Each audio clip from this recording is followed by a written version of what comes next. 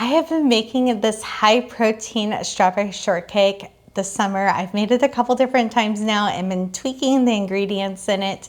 And then it also has this filling in it that kind of tastes like cream cheese. So it is such a fun sweet treat with higher protein in it. So for me, being diabetic, it doesn't affect my glucose numbers as much. So I hope that you enjoy this recipe, but we also are going to be talking about some of my favorite strawberry tips throughout this video to help you understand how to keep strawberries fresh longer. If you're just meeting me, my name is Amy Cross and this is the Cross Legacy, and we are posting this video on our 4-year anniversary of starting the Cross Legacy and posting strawberries in a jar for the very first time, which 12 weeks after we posted it, it went absolutely viral and it has led me into the media all around the world. I've had a TED Talk since then and a best-selling book teaching my produce tips. I love being able to share these skills that I've learned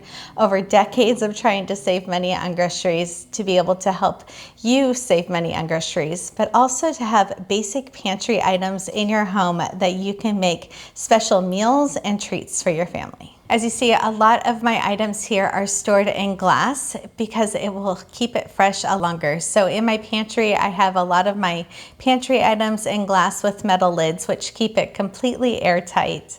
And then in my refrigerator, things like Greek yogurt and cottage cheese stored in a glass jar with a metal lid will actually keep it fresh for 2 weeks past the best by date. I go grocery shopping once every 3 to 4 weeks, and things like Greek yogurt has a 6-week shelf life, but when you put it in a glass jar with a metal lid, you can actually spread that out to 8 weeks. So I can go every other time and get Greek yogurt. So this recipe, to add some more protein into it, has Greek yogurt in it, and it also has some protein powder. And then in the topping, we're going to use some cottage cheese. And this all came about because I had some Greek yogurt and some cottage cheese that I needed to use up in my refrigerator like 6 weeks ago. And so I have made this a couple times trying to perfect the recipe so I could share it with you. We're gonna start this with 1 cup of flour. I'm just using all-purpose flour. If you didn't know, I'm getting ready to move. So I've been trying to use up some of my flour that I have in my pantry, but you can also use almond flour if you want to have it a little bit more carb friendly. And since we are getting ready to move, I have been downsizing my jars to make them smaller, but I normally keep my flour in a gallon-sized jar, which will fit a full measuring cup inside of it, so you don't have to pour it. So I love a gallon-sized jar that has a 4-inch lid. We have those on our Amazon storefront, but my other choice here is a 1/2 gallon ball jar, and those you need to either pour it out or use a 1/2 cup or smaller. So in the bowl, I added all of the dry ingredients. We are going to use 1 cup of flour, 1/4 teaspoon of salt, 1.5 teaspoons of baking powder, 1 scoop of unflavored or vanilla protein powder. I'm using vanilla protein powder today. 2 tablespoons of cold butter, and I chopped that into cubes to make it a little bit easier. The butter I cut up into little cubes. This was straight out of the refrigerator. It's still pretty cold, even though it's really warm in here. So it is cold, which will help make your biscuits more flaky. But I don't have my pastry cutter because we are moving and I've packed up a lot of my things. So I'm just using a fork, and then that way I can break in the butter a little bit more. So we want to like break it in until it's crumbly. I'm going to add a 1/2 cup of Greek yogurt to this. This adds protein and moisture to the recipe, and 2 to 3 tablespoons of milk. Mix the dry ingredients together, and then we're going to cut in the butter until it's crumbly. Stir in the Greek yogurt, and then we're going to add some of the milk until a dough forms. I just washed my hands. I'm going to get them into this and form it into a dough. But before I do that, I wanted to show you my pan. This is an 8x8 pan, and I'm going to spray it with a little bit of avocado oil. I love this Misto sprayer that is just a single ingredient item that I can spray into my pan instead of having any harmful chemicals in a sprayer. And that way I have my pan all ready to go into the oven. I ended up adding another tablespoon of milk into this, so it is now 3 tablespoons of milk in there, but you want it where it just makes into a nice little ball here. And then I divide it into 4 different sections and put it on a greased pan. And then we are putting this into an oven that is preheated for 100 degrees. I have a convection oven, so I have it set at 420. And this will take about 12 to 14 minutes to bake. All right, I just put the strawberry shortcake in the oven for 12 minutes. I'll keep checking it between that 12 and 14 mark to make sure that it doesn't get overdone into golden brown. And while I'm doing that, I'm going to make the filling for this and also cut up some of the strawberries. Now I started making this filling for the strawberry shortcakes, and it adds a lot of protein to it. It just makes it have like this extra special little treat to it, which is just really nice. But that way I have extra protein. So we're going to add 1 cup of cottage cheese to some strawberries, and we're going to use the magic bullet to blend that all up. And then if you want it to be a little bit thicker, you can add some chia seeds to it. And if you were going to add some chia seeds to it, which would help bulk it up a little bit, they have a lot of fiber in it, then I would put this in the refrigerator maybe for an hour or 2 before you want to make the strawberry shortcakes. We're not doing that today because we want to film this all in one segment, but the chia seeds will help make it a little bit thicker and add fiber to it. And then I also add a little bit of vanilla to this also. So pretty much we're making a smoothie that we're pouring on a dessert. And for some of those strawberry tips that I said I was going to tell you about, these little strawberries are ones that I picked from my yard just now, and I washed everything before we started here. But I wanted to make sure that I'm using these smaller strawberries first in this filling that we're making, because these aren't going to store as long as these great big strawberries. So make sure whenever you're trying to store something that you're keeping the perfect strawberries for the longer term storage and using up whatever is bruised or needs to be eaten up quicker, using those quicker. So oftentimes, instead of putting them in the jar, I will put them in a bowl for my family to know that those are the ones that I want them to eat right away. Or when they're laying out drying and there's things that I want them to eat first, I will make sure to move those towards the edge of the countertop so they're grabbing those items first also. And then when we were out in the yard, we noticed we had a few raspberries and a few blueberries that I was picking.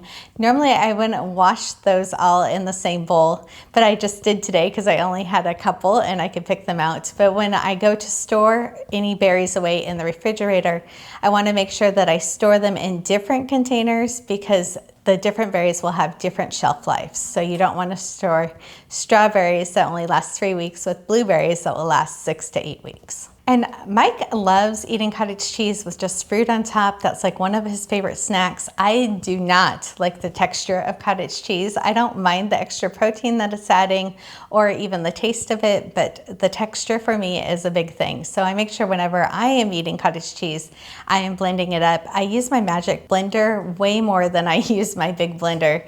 It's just so easy to be able to do small batches of things like this. But even when I'm adding cottage cheese to eggs, I just blitz it really quickly in the blender. Those biscuits in the oven smell delicious. I just have to say they do smell really great. So I have all the ingredients here in my magic bullet. I'm just going to blitz this really quickly and it will turn pink and be really pretty. I'm just going to set this in the refrigerator while I chop up some strawberries. The biscuits just came out of the oven and I want them to cool down a little bit. Now I should have started the chia seeds and the strawberries in here first, and then the chia seeds would have blended up a little bit more. I got excited taking pictures and I forgot. But anyways, so the chia seeds are a little bit bigger in here, which is fine if you don't mind the texture. If you have somebody that has an issue with texture, then you can omit those too. And then I'm not adding any sugar to the strawberries, which you can if you want to. So I did add just a little tiny bit of maple syrup in here to sweeten it up, just a little tiny bit. So I made sure to cut up some of those berries that I knew won't store as long, except for this one huge strawberry that I cut the top off, and I love to make little hearts out of them. So I will make sure that these go on the top of the strawberry shortcakes, and then I used up some of the other strawberries. Now these strawberries that are over here, it's been about a half an hour since I washed them and they started to dry. These are almost completely dry, and that's because how warm it is in my kitchen right now. So these are probably only going to have to sit out for about another 15 minutes or so before I can start putting them in a glass jar and putting them into the refrigerator. And since we are doing this so quickly, I am going to watch for condensation in the jar and make sure that it has a plastic lid when it goes into the refrigerator, which will help reduce some of the condensation in the jar. So if you want a full video on strawberries in a jar and all of the instructions, we will link that video so it will play next. Now we have these strawberries shortcakes all ready to go. If you wanted to add some whipped cream to the top, you totally could, but I love it just with the biscuit and this cottage cheese filling, which is really great for my glucose numbers. And I just want to make a little announcement. My glucose numbers have cut in half in the last 6 months. So it's been really great being able to add extra protein to things and really see how it's affecting all of my health and issues. So anyways, I am at a normal range right now for the first time in years and still getting to enjoy special treats like strawberry shortcake. And I wanted to give you a couple more tips on putting the strawberries away for strawberries in a jar. Whenever I put them away, I make sure that I have a paper towel at the bottom. You can use a cloth towel if you want to, but it will stain your towel. So I use a paper towel.